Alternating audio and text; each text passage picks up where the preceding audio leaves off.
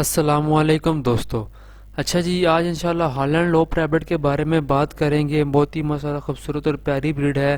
تو یہ کس طرح سے بنائے گی، کن بریڈز کو کراس کروا کے بنائے گی. جس طرح کہ میں نے پہلے بھی کہا تھا کہ موسٹلی بریڈس ایسی ہوتی ہے جو سلیکٹیو بریڈنگ کے تھرو بنائی جاتی ہے. تو کن بریڈس کو یہ کراس کروا کے بنائے گی، کس طرح سے بنائے گی، پہلے کس کو کس کے ساتھ کراس کرایا گیا، پھر کس کے ساتھ مکس کیا گیا. انشاءاللہ پوری ڈیٹیل کے ساتھ انشاءاللہ اس کے اوپر بات کریں گے، پوری ہسٹریز کی ڈسکرائب کریں گے. ویسے ماشاءاللہ بہت ہی خوبصورت.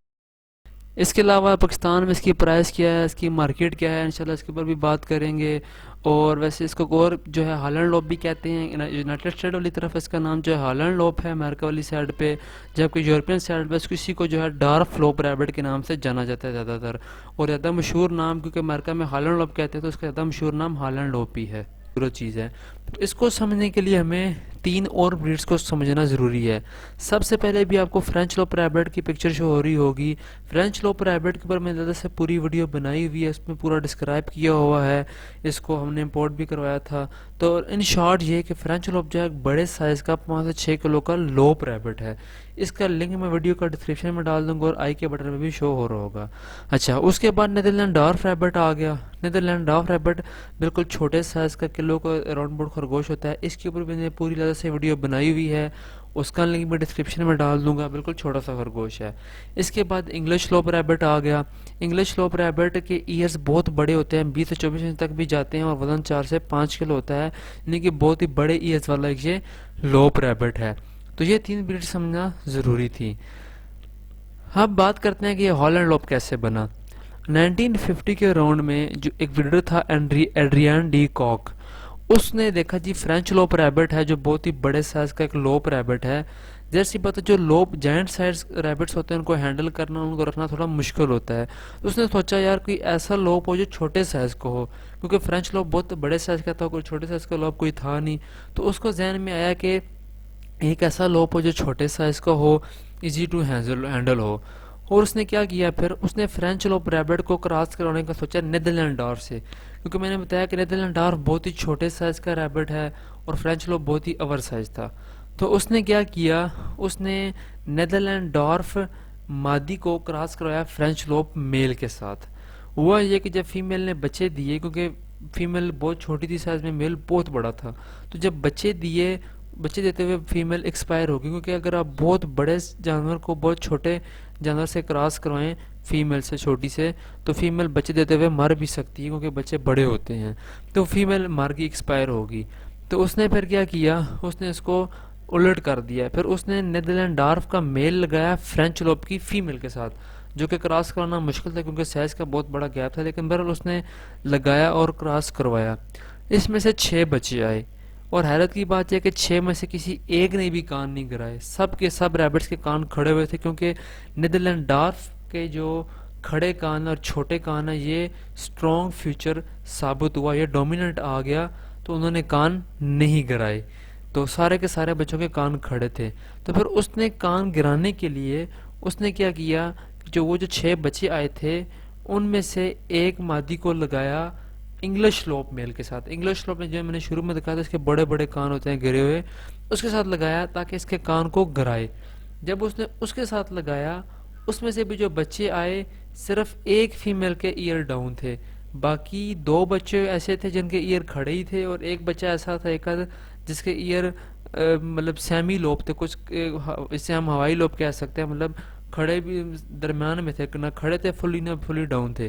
تو اس طرح کا ایک بچہ، اس میں سے صرف ایک بھی لوپ آیا. اچھا، تو اس نے مزید ورکنگ کی ان کے اوپر، ان کو کراس کرواتا رہا. آخر کار کراس نہیں کہ انگلش لوپ کے ساتھ اسے لگانے سے فائدہ یہ ہوا کہ بچوں نے کان بھی گرا لیے. تو فرسٹ ٹائم جب اس نے نیدرلینڈ ڈارف اور فرینچ لوپ کو کراس کروایا تھا، میں نے بتایا کہ سارے بچوں کے کان کھڑے تھے. ان کا جو سائز تھا بچوں کا وہ ایوریج سائز تھا، مطلب نیدرلینڈ ڈارف لائک 1 کلو ہوتا ہے اور فرینچ لوپ تقریباً 5 کلو 6 کلو، تو اس کے درمیان میں 2-3 کلو ایوریج سائز تھا. انگلش لوپ کے ساتھ نے کراس کروایا، ان کے ایئر کو ڈاؤن کروایا، پھر اس ورکنگ کرتا رہا. یہ 1950 میں اس نے یہ ورکنگ شروع کی تھی. تو 1950 کے اراؤنڈ ورکنگ اس نے شروع کی. آخر کار کافی سال محنت کے بعد اس نے کیا کیا، اس نے جو ہے ایک ایسا لوپ انٹروڈیوس کروایا، ہالینڈ لوپ اسے سے کہہ سکتے ہیں شروع کا. اس کا وزن تھا تقریباً 2.5 کلو. 2.5 کلو کے راؤنڈ بورڈ 2.5 سے 3 کلو تک اس کا وزن ہوتا تھا. تو اس وقت اتنا اس نے اچیو کیا، لیکن اس کو اس سے بھی چھوٹا چاہیے تھا. تو اس نے مزید ورکنگ کر کے، مزید کراسنگ کروا کے، اس نے پھر اس 1960 کے اراؤنڈ پھر اس نے کیا کیا، اس نے یہ چھوٹا لوب جو ابھی آج ہالینڈ لوپ ہے یہ انٹروڈیوس کروایا 1960s کے اراؤنڈ، جس کا وزن 1.5 کلو کے اراؤنڈ باؤٹ تھا.